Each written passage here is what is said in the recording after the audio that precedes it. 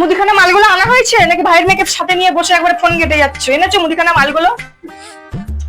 হ্যাঁ মা, সব মালগুলো আমার আনা হয়েছে, সব এনে কমপ্লিট করে এই যে রেখে দিয়েছি, দেখে নিন একবার চেক করে। আর বিলটা আমার পার্সে আছে, আপনি দেখে নিন, আমি তারপরে আপনাকে বিলটা দিচ্ছি।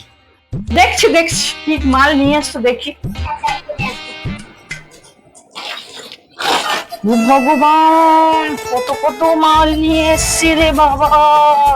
তা এই মাল কি সব তোমার বাপের বাড়ি পাঠাবে বলে নিয়ে এসছো? অত অত মাল, কি সর্বনাশ। তা কত টাকা বিল হয়েছে দেখি তো, বিলটা আগে দেখি দাও। দিচ্ছি, বাপের বাড়ি করে না খোটাপোটা একটু বন্ধ করুন। আমার বাপ মা ভিখারি না যে আপনি মাল পাঠাবো তারপরে ওরা খাবে, বুঝতে পেরেছেন? এই নিন আপনার লিস্ট দেখুন। ও বাবা গো, কত টাকার বিল, কত বড় লিস্ট এনেছে রে, তোর মুখে গুজে মারবো আমি। ও ভগবান, এইটুকুনি বাজার 2000 টাকার উপরে বাজার হয়ে গেছে। আমি কি করব এখন? আমার সংসার চলবে কোথা থেকে? ও বাবা, আমার মাথা ঘুরছে। বাবা রে বাবা, কত টাকার বিল এনেছে। এই দূর দূর দূর বেটা, সত্য এখান থেকে তুই। ও বাবা গো, কত টাকার বিল এসে গেছে। এই তুই করে বাস কর।